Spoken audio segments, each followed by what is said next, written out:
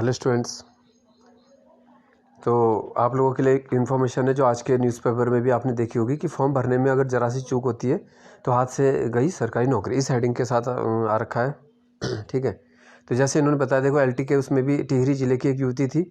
Merit में काफ़ी ऊपर होने के बावजूद उन्हें चयन सूची में इसलिए बाहर कर दिया गया क्योंकि उन्होंने अपनी कैटेगरी पुरुष वर्ग में भर दी थी, है ना, यानी मेल फीमेल वाली मिस्टेक होगी।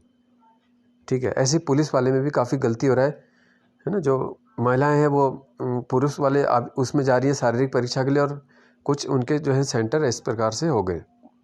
तो आप इसमें पूरा पढ़ सकते हो। सबसे ज़्यादा देखो आयोग ने क्या बताया कि इस तरह की शिकायतें ज़्यादातर आ रही हैं जैसे कोई बंदा सीएससी से आवेदन करता है, यानी आप कहीं साइबर कैफ़े आदि से भरवाते हैं तो वहाँ पे वो कुछ डिटेल्स, ठीक है, अपने मन से या ऐसे करके डाल देते हैं कि ये इतना इंपॉर्टेंट नहीं है। लेकिन अब जो है वो OTR एक आपका बहुत इंपॉर्टेंट हो जाता है। खासकर देखो जिनके पास अभी एज है, ठीक है, और तो उनको तो बहुत ही ध्यान से आगे के फॉर्म भरने चाहिए, क्योंकि उनके कोई आप इतनी मेहनत करके वहाँ तक पहुँचते हो और फिर कोई व्यक्ति अगर उसमें कुछ उसका दिक्कत होती है तो बड़े ही फिर उसमें दुख होगा। तो सबसे ज़्यादा देखो मेल फीमेल कैटेगरी आरक्षण ये सबसे मेन होता है, क्योंकि यहाँ पे आपका सिलेक्शन क्योंकि जिस कैटेगरी में हो चुका होता है ना। मान लो आप जनरल हो लेकिन आपने गलती से EWS में टिक कर दिया तो आपका सिलेक्शन EWS में हो चुका है और जनरल में दूसरे व्यक्ति नीचे आ चुका है, ठीक है। तो वहाँ पे पॉसिबल नहीं है किसी को बाहर करके आपको दोबारा से जनरल करना। तो इसलिए आरक्षण अगर गलत भर दिया जाता है तो व्यक्ति सीधा सीधे बाहर हो सकता है उसमें, ठीक है। मेल फीमेल में भी ऐसी है, फिर आप है ना वहाँ पर भी टफ हो जाता है। तो ये इसलिए आयोग बोल रहा है कि देखो OTR की व्यवस्था लागू हो चुकी है, उसके बावजूद इस तरह की गड़बड़ियाँ आ रही हैं। सबसे ज़्यादा देखो दिक्कत किस में हो रही है, OBC में। OBC जो होता है वो 3 साल के लिए होता है, और क्योंकि क्रीमी लेयर की एक शर्त होती है, अगर आप तब तक उसमें आपका स्तर ऊपर उठ जाता है तो आप OBC से बाहर हो जाओगे, ठीक है ना।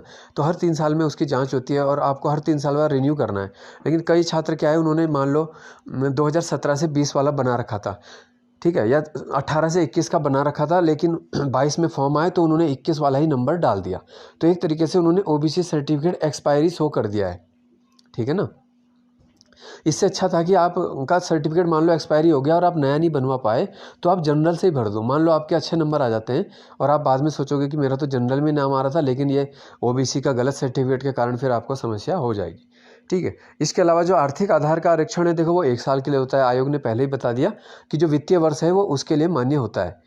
वहाँ पे भी बहुत सारे स्टूडेंट से गलती हो रही है कि जब एक्सपायरी हो चुका है उसके बावजूद उन्होंने EWS टिक किया है, और जो आपके आवेदन की अंतिम तिथि है कुल मिलाकर आपका सर्टिफिकेट उस समय जीवित होना चाहिए, मतलब वैलिड होना चाहिए, ठीक है ना। ये कुल मिला के बात है। तो जिनसे गलती हो भी चुकी है तो कम से कम आगे की परीक्षाओं में वो अच्छे से आवेदन करें और अपने सीनियर से पूछ लें, आराम से भरें, कोई जल्दीबाजी ना करें काफ़ी, क्योंकि आयोग देखो कम से कम 1-1.5 महीना देता है फॉर्म भरने के लिए, ठीक है। तो इस प्रकार से क्योंकि आप इतनी सालों की मेहनत के बाद व्यक्ति वहाँ तक पहुँचता है, कोई परीक्षा में उसका नाम आए, है ना, तो इसलिए ये बहुत ही ज़रूरी चीज़ है। मतलब इसलिए आयोग बार बार बोल रहा है कि ये जितना ज़रूरी पढ़ाई है उतना ही ज़रूरी ये भी है, ठीक है। ध्यान से OTR और अपने आवेदन पत्र को भरना, ठीक है। धन्यवाद। बाकी आपको कोई और अपडेट होते हैं वो सभी जानकारी आपको मिलती रहेगी।